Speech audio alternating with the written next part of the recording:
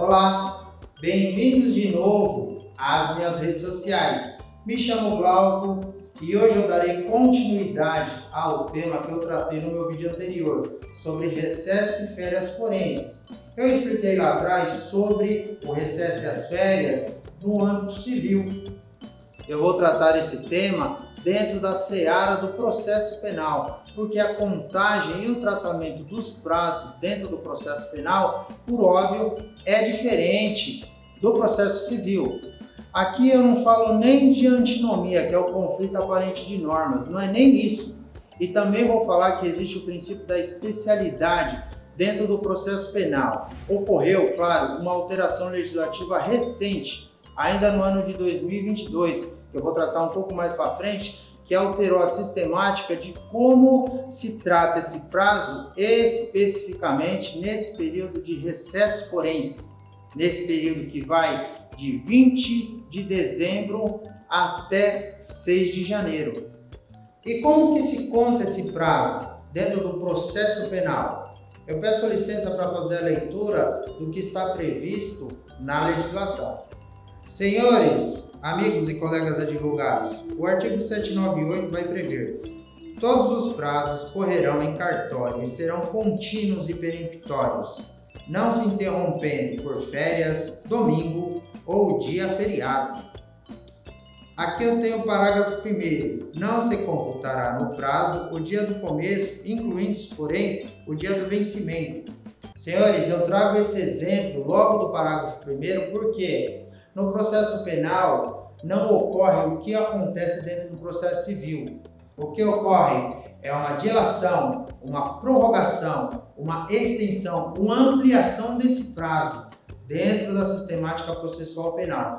Como eu fiz referência, essa legislação ela alterou só o período do recesso, ela não alterou a contagem e o tratamento dos prazos durante todo o lapso de um ano. É bom se atentar em relação a esse aspecto. Então eu tenho que, por exemplo, eu trago uma decisão que foi proferida dia 16 de dezembro de 2022, cai numa sexta-feira. O prazo para contagem, se eu quiser, por exemplo, embargar dessa decisão dia 19, com a sistemática do recesso judiciário ou recesso forense diferente do que eu trato das férias forenses ou propriamente dito das férias dos advogados, vai se computar-se-á, como eu fiz menção, vai se prorrogar até o dia subsequente. Só que os prazos nesse sentido, devido ao próprio recesso, estarão aí suspensos. Então, assim, teoricamente eu teria que fazer o protocolo desse respectivo recurso no dia subsequente ao dia 20. Teoricamente, dia 21. Ocorre que o recesso estendeu e, como eu fiz menção, houve alteração legislativa, que logo eu vou explicar. Mas nesse exemplo hipotético, eu deveria protocolizar essa petição no dia 9 de janeiro de 2023, mas eu não vou protocolizar. E antes que eu explique da alteração legislativa, eu tenho que a súmula 310 do STF, ela também promulga, acompanha o entendimento que está previsto no Código de Processo Civil. E qual é ele? Exclui-se o dia do começo para a contagem do prazo e inclui-se o dia do fim. E eu peço a licença para a leitura também desta súmula. Então, senhores, o que prevê a súmula 310? Quando a intimação tiver lugar na sexta-feira ou a publicação com efeito de intimação for feita nesse dia, o prazo judicial terá início na segunda-feira imediata, salvo se não houver expediente, caso em que começará no primeiro dia útil que se seguir. Neste exemplo, senhores, que eu passei, se eu tenho uma decisão que ela deve ser atacada, ela deve ser guerreada através do instrumento próprio dos embargos, na legislação anterior que foi alterada, eu teria, como eu fiz menção, a prorrogação desse prazo, passado o recesso, que cairia justamente no dia 6 de janeiro de 2023, que será depois de amanhã, uma sexta-feira. o protocolo deveria me valer dele na segunda-feira do dia 9, sendo que o recesso judiciário dentro da seara processual penal também tem um regramento previsto e que foi revogado pela resolução número 8 de 2005 do Conselho Nacional de Justiça. Essa resolução ela foi revogada, como eu fiz menção no card que segue meu vídeo anterior, pela dita resolução 244 de 2016. E o que previa já lá atrás na resolução número 8 de 2005. Vou pedir também a licença para a leitura. Resolução do CNJ número 8 de 2005, que foi revogada pela resolução número 244 de 2016. Senhores, artigo 1º. Os tribunais de justiça dos estados poderão, por meio de deliberação do órgão competente, suspender o expediente forense no período de 20 de dezembro a 6 de janeiro, garantindo o atendimento aos casos urgentes, novos ou em curso, através de sistema de plantões.